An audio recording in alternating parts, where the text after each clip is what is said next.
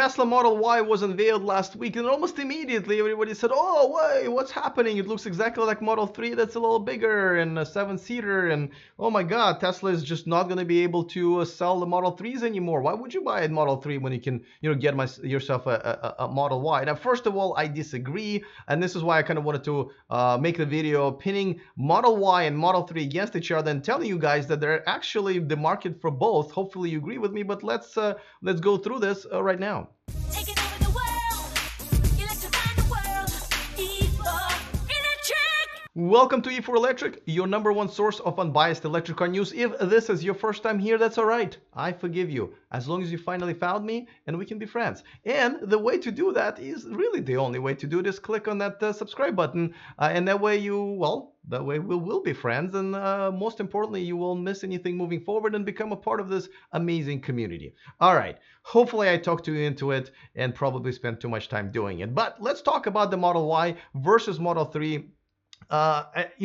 Yes, they're definitely similar, and I think we knew that. Elon literally said 75% of the parts are going to be exactly the same. So pretty much what we saw at the unveiling was exactly what he promised, and I'm not really sure why people are even upset or disappointed by that. But let's talk about it. What are the real differences? And really, are people going to be persuaded by the Model Y over Model 3? And once Model Y is out, people will just stop buying Model 3. Now, one thing they do have going on for the argument is that, yes, people are not into sedans as much. They're more into SUVs, especially, mainly driven by the higher gas prices as a compact SUVs.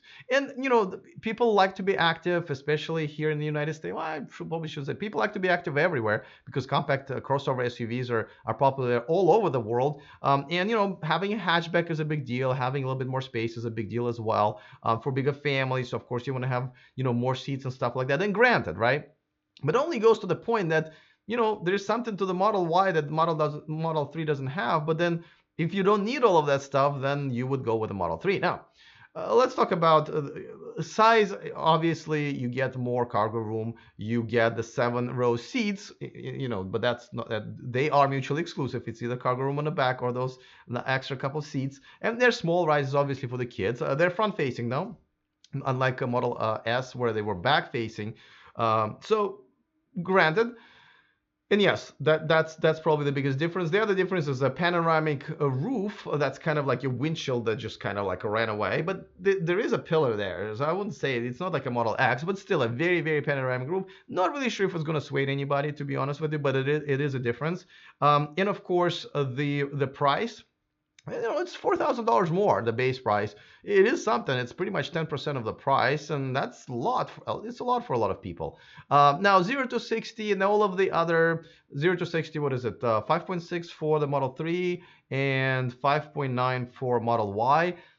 At that point, I think it's pretty much equal. 220-mile range for the Model 3, 230-mile range for the Model Y, which is kind of weird because you would think a bigger car will go, smaller distance. So I don't know if they're already counting on improving their battery technology by then.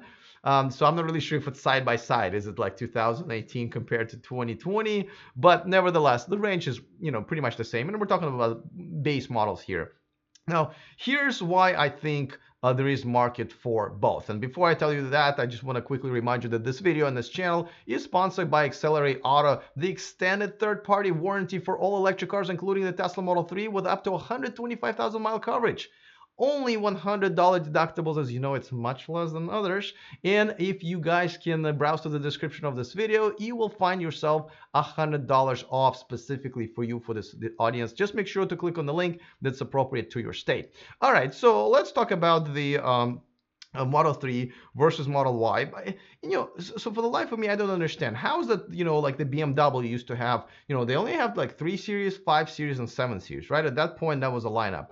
Now they have 1 series, 2, 3, 4, 5, 6, 7, 8. I believe they literally filled up all the numbers all the way till 8. And those cars, there's not that much difference in them. The features are very much the same, right? The interior is very much the same.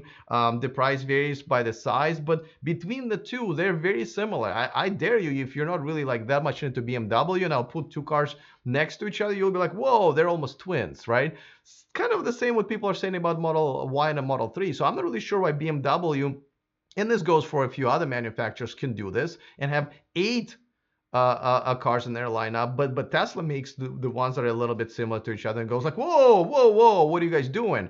I think that's ridiculous. I think BMW found quite a few customers for all of them. That's kind of the reason they did it, and Tesla will do the same. Now, the hatchback obviously and the bigger cargo room helps with those who want to be outdoors and they kind of really need it, or they have kids and it's a need. Those people will pay extra $4,000. I'm assuming we don't know the battery yet, right? And again, I kind of would assume that the Model Y would go a little bit less, will need a little more energy, so maybe your bill will be a little bit higher. That would actually make more sense. Right now, the specs don't really support that, but just physics, right? But then the Model 3 is still for people myself who like sedans and don't have kids and family and or grandparents and don't need the hatchback. We would probably choose the 10% off, right? Because why pay 10% extra for something you don't really need? And if you're not that big of a fan of SUVs, just the way they look, which I don't, and I think quite a few people are not, then you choose the Model 3. On top of that, as you know, and if this is not the argument, I know what is, but you know, people are barely like still a pretty long list for people who want the Model 3, and they just started selling them in China and Europe, right?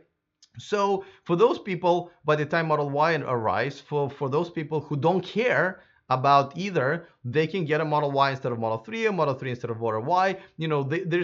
There's still going to be huge demand for these cars. I believe in still once Model Y is going to come out, it's still going to kind of rule the world, and there will be plenty of space for both. So I gotta tell you, and maybe you guys can educate me in the comment section. Where am I going wrong with this? I really think that demand is going to be huge for both, and those people who think they're the same, then they won't care, right? They will balance out the waiting lists, and for those people who do care, will be able to choose between savings and the stuff that they need, like the cargo space and the hatchback and all that stuff.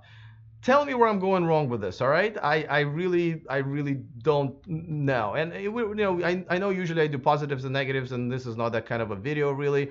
So I'm just going to ask for your feedback. But as far as I'm concerned, there's both. The cars are very similar, and I think there will be market for both of them. All right, looking forward to your comments. Other than that, I'll see you guys next time, and remember to stay charged.